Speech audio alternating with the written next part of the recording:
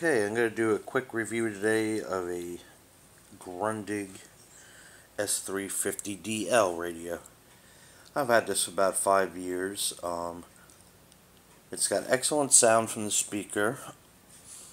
It has a bass and treble control, volume, AM, shortwave 1, 2, and 3, wide and narrow bandwidth, which is very rare on the radio. It sounds really good on some local AM stations especially, and gives it a little more fidelity. Almost sounds like FM, AFC, excuse me. And this has got like a fine tuning knob in the center and a coarse tuning here. Got a couple of knobs. Got a low pass switch, stereo, mono. Got line out, RCA, headphone. Let's see what else we got here. Batteries. It's got a AM FM antenna. This is like a PAL European style jack. I don't know why they put that in there. This must have been made for the European market. You have to buy an adapter for this. It's not a big deal, but it's still kind of awkward that they put this in there instead of like a F connector, say, or BNC or something. And it's got a positive and negative for a long wire shortwave antenna. It's got a battery compartment, and takes a bunch of C batteries, I believe, or D. I'm trying to remember. I think it's D size 4 or double A's, and it's got a compartment that opens up for both. The only thing I don't like about that is that there's like a little snap piece that holds the batteries in place for the double A's, and if you move it around, it comes out, they pop out kind of quickly, and you got to open it up and reset it.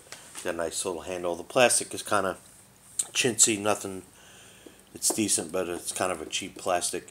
The main complaint with this radio that most people have are it goes out, it drifts. You lock it in, it's a digital display with an analog tuning knob, and sometimes these switches and knobs kind of go haywire, jump around and stuff, and not really supposed to do that. I've already taken it apart once and cleaned made sure the spring was alright, the gears were tight and everything in there, and has some issues, but I'll show you a quick demonstration, see if anybody's on the shortwave today.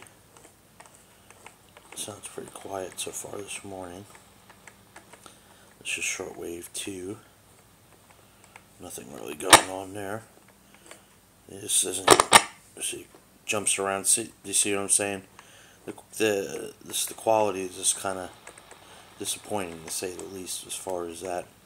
I hear the newer 450 radio took care of this. See if I can get anything coming in here. It seems pretty dead this morning. Let me see. Station's Rebelde, I believe, out of Cuba. Not even coming in because it's late morning. Oh, it's pretty dead here, and that's just with the supplied whip. The whip is pretty big. That's a good sized whip antenna here. It goes all the way up, down like so. You can see that or not. But anyway, I'll show you. Gets good FM. I'll find a local AM station here. You never recover from it. Let me see what I got here. This one's up in New Smyrna Beach.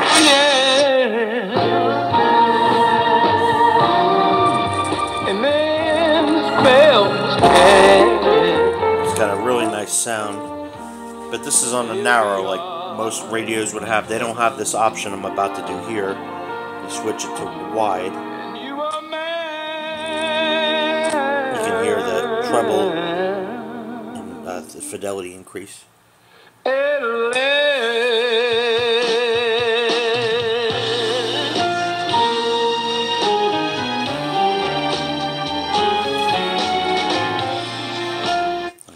Let's find some voice on it.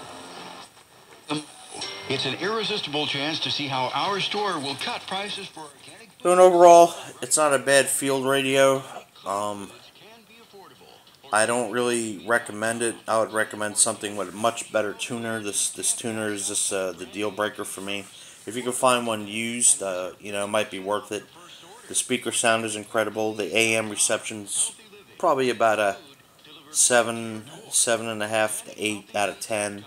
I have a Sangean PRD15, which is more sensitive.